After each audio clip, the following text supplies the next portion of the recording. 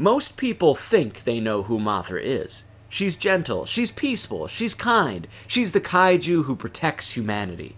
But the story that created Mothra wasn't gentle at all.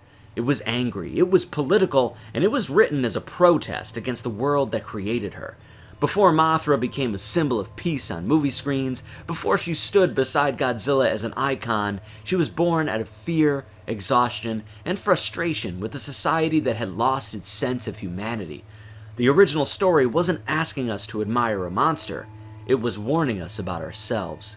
And once you understand why Mothra was created, you can never see her the same way again. I thought I knew Mothra too. She's been my favorite kaiju for years, I love the films, and I always saw her as this gentle, protective presence among gods of destruction.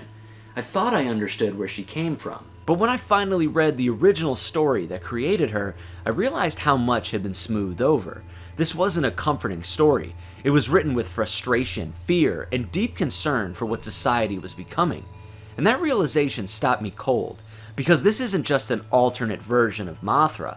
It completely reframes why she exists at all. This is the Luminous Fairies and Mothra, the original novella that introduced the monster to the world, now officially translated into English for the first time by Jeffrey Angles and published by the University of Minnesota Press, who were kind enough to send me this copy for the video.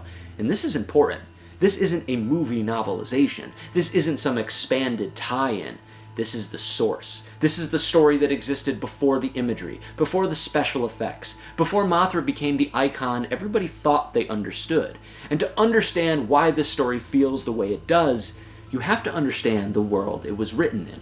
The novella was written in Japan in the early 1960s, during one of the most tense and uncertain periods in the country's post-war history. The Cold War was escalating, nuclear weapons were being tested in the Pacific, Japan was caught between global superpowers deciding its future without its consent. Hundreds of thousands of people were flooding the streets, protesting military alliances, foreign influence, and the fear that their country was being dragged toward another catastrophe. And when three writers, Shin'ichirō Nakamura, Takehiko Fukunaga, and Yoshie Hotta, felt they couldn't confront these fears directly, they turned to monsters, not to entertain, not to create a franchise, but to say what they couldn't say out loud. They didn't even write it like a traditional novel. Each author handled a section, almost like a relay. That's why the story shifts in tone.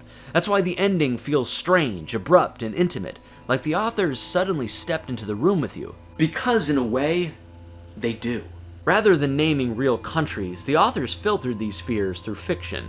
They created a fictional superpower called Roshilika, a deliberate fusion of Russia and America, representing the Cold War pressure bearing down on Japan from all sides. Even the main city, New Wagon City, is a thinly veiled echo of New York. This isn't subtle, it's intentional.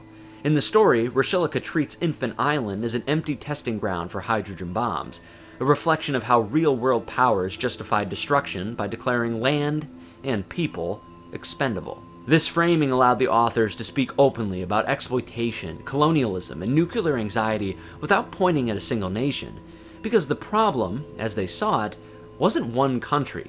It was humanity and the systems it built. That becomes clear the moment we see Infant Island. The story doesn't present it as a mystical paradise, but as a different way of living. The people exist in harmony with their environment. Even in a land of dangerous plants and harsh conditions, they live peacefully within nature. They aren't driven by conquest, they aren't driven by profit, they aren't driven by spectacle. And because of that, the outside world assumes the island must be uninhabited, and therefore perfect for bomb testing. At the heart of Infant Island are the Shobijin, the tiny fairies who serve Mothra. In the novella, there are 4 of them, and they aren't just fantasy creatures. They represent something fragile and sacred, values untouched by modern society, and therefore invisible to it. When Shinichi Chujo, the first character we follow, encounters them, it's with awe. They aren't powerful because they dominate anything, they're powerful because they exist without corruption. And that purity doesn't survive long. The modern world is very good at monetizing what it doesn't understand. The Shobijin are captured and brought back, not to be protected or learned from, but to be displayed. Their songs become entertainment, their divinity becomes a stage act. This is the moment the story turns, because this moral violation is what gives the entire narrative its weight. That exploitation is driven by a man named Nelson. He isn't complex, and that's the point. Nelson doesn't see Infant Island as a place. He sees it as an opportunity. The Shobijin aren't beings, they are assets. Their value isn't what they represent, but what they can produce. And no one truly stops him. There are protests, yes, but most of society loves the show. Nelson becomes wildly successful, and no one in power shuts him down. Because Nelson isn't breaking the system. He's operating exactly as it was designed. The danger isn't one villain. It's a way of thinking that turns people, cultures, and even the divine into commodities. This is what introduces Mothra. She isn't a sudden threat, she's a response.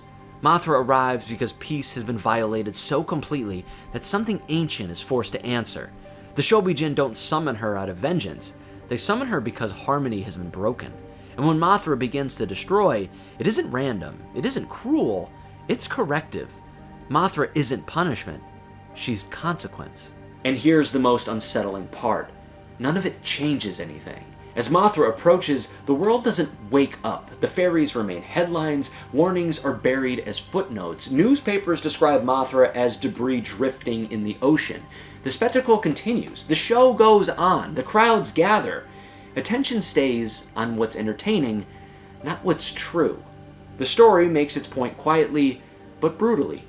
Humanity is very good at missing the meaning of its warnings. This is Chujo's breaking point. After witnessing Infant Island and what Mothra represents, he returns fundamentally changed, quieter, withdrawn, disgusted by the world around him.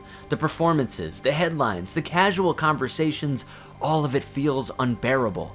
What once felt normal now feels hollow, because he has seen something sacred, and there's no way to reconcile that with a culture that turns even divine warnings into entertainment.